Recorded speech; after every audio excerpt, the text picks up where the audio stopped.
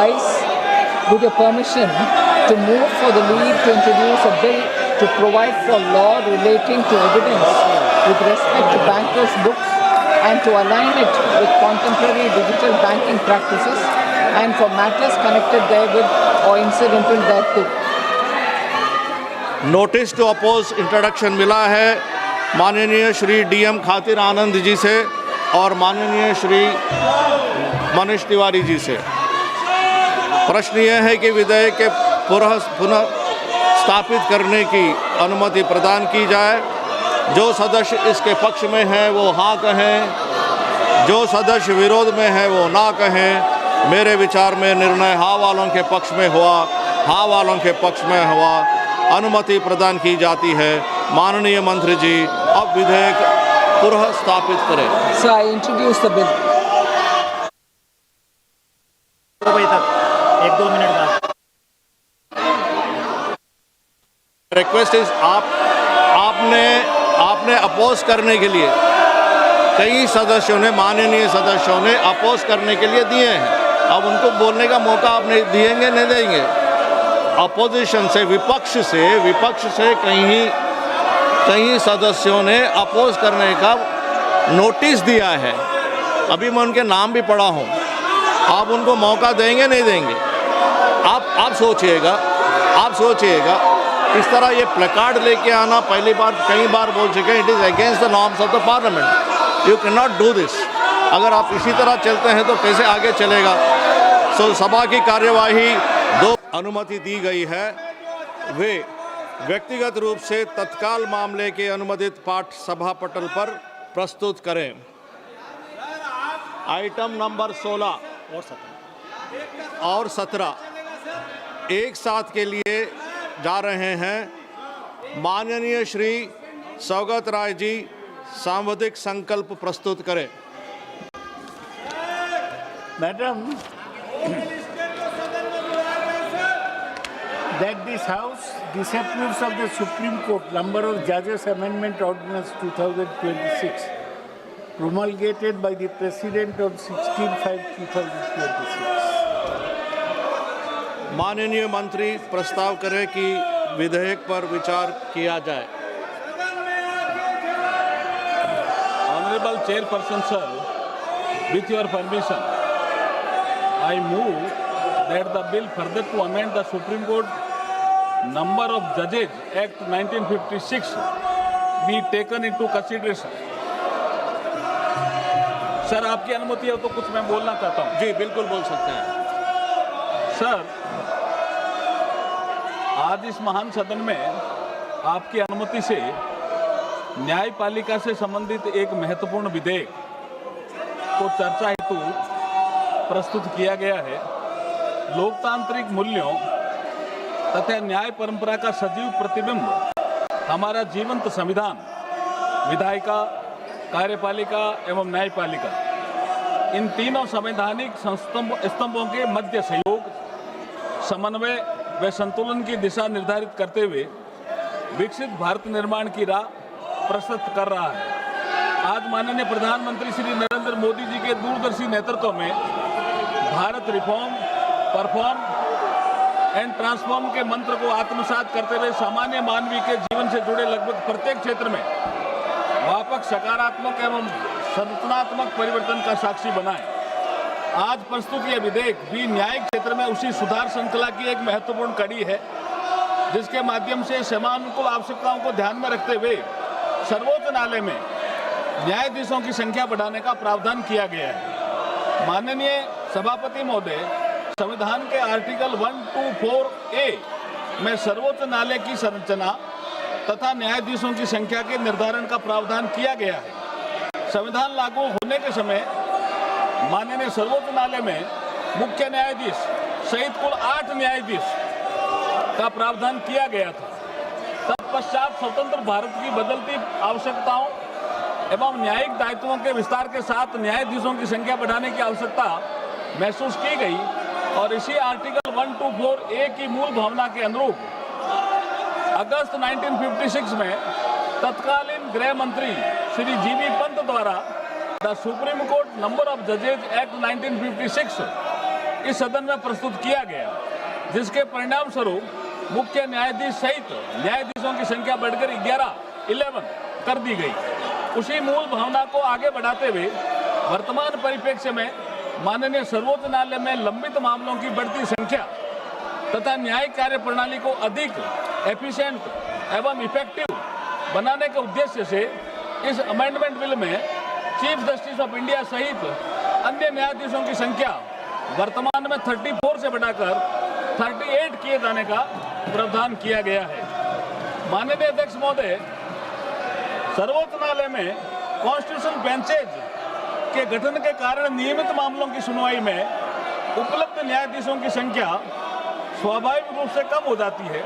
बड़ी बेंचेज की दीर्घकालीन सुनवाई का प्रभाव अन्य लंबित मामलों के निस्तारण पर भी पड़ता है।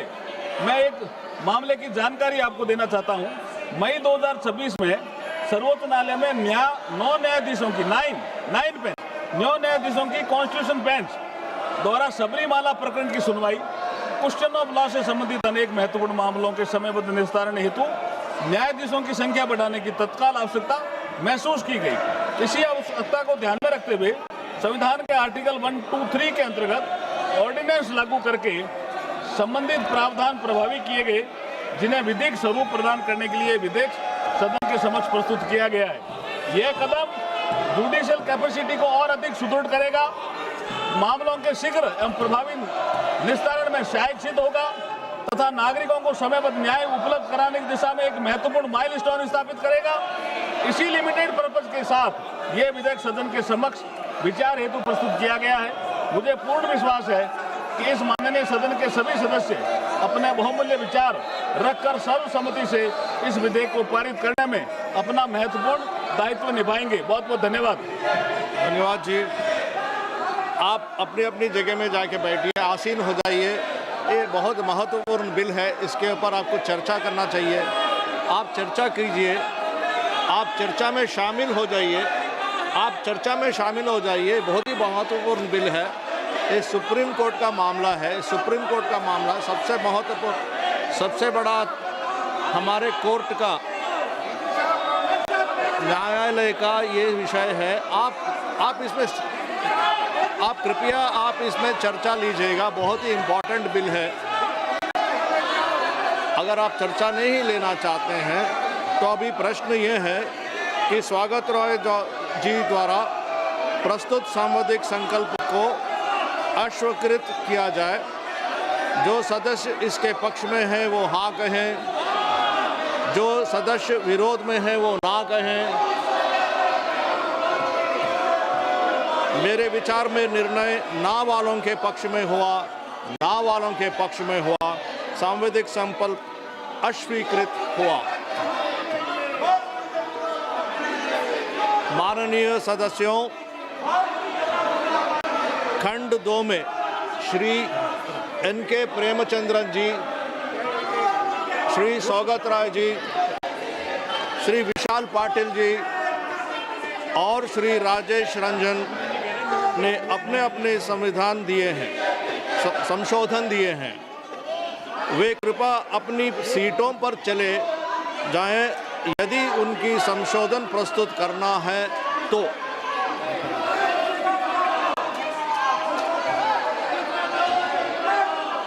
प्रश्न यह है कि विधेयक पर विचार किया जाए। जो सदस्य इसके पक्ष में है वो हाँ कहें, जो सदस्य विरोध में है वो ना कहें। मेरे विचार में निर्णय हाँ वालों के पक्ष में हुआ, हाँ वालों के पक्ष में हुआ। विधेयक पर विचार करने हेतु प्रस्ताव को स्वीकृत किया गया। अब सभा विधेयक पर खंडवार विचार करेगी। माननीय श्री एन.के. प्रेमचंद्रन जी, संशोधन संख्या 1। प्रश्न ये है कि श्री एन.के. प्रेमचंद्रन द्वारा प्रस्तुत संशोधन संख्या 1 को स्वीकृत किया जाए। जो सदस्य इसके पक्ष में है वो हाँ कहें, जो सदस्य इसके विरोध में है वो ना कहें। मेरे विचार में निर्णय ना वालों के पक्ष में हुआ, ना वालों के पक्ष में हुआ। संशोधन अस्वीकृत हुआ। प्रश्न यह है कि खंड 2 और 3 विधेयक का अंग बने। जो सदस्य इसके विरोध में है वो ना कहें, जो सदस्य इसके पक्ष में है वो हाँ कहें। मेरे विचार में निर्णय हाँ वालों के पक्ष में हुआ, हाँ वालों के पक्ष में हुआ। खंड 2 और 3 विधेयक का अंग बने। प्रश्न यह है कि खंड 1 अधिनियम सूत्र और विधेयक का पूरा नाम विधेयक का अंग बने। जो सदस्य इसके पक्ष में है वो हाँ कहें, जो सदस्य इसके विरोध में है वो ना कहें। मेरे विचार में निर्णय हाँ वालों के पक्ष में हुआ, हाँ वालों के पक्ष में हुआ। खंड 1 अधिनियम सूत्र और विधेयक का पूरा नाम विधेयक का अंग बना। मंत्री जी अब ये प्रस्ताव करें कि विधेयक को पारित किया जाए। सभापति महोदय, मैं आपकी अनुमति से प्रस्ताव करता हूं कि विधेयक को पारित किया जाए। प्रश्न ये है कि विधेयक को पारित किया जाए। जो सदस्य इसके पक्ष में है वो हाँ कहें, हाँ। जो सदस्य विरोध में है वो ना कहें। मेरे विचार में निर्णय हाँ वालों के पक्ष में हुआ, हाँ वालों के पक्ष में हुआ। प्रस्ताव स्वीकृत हुआ और विधेयक पारित हुआ।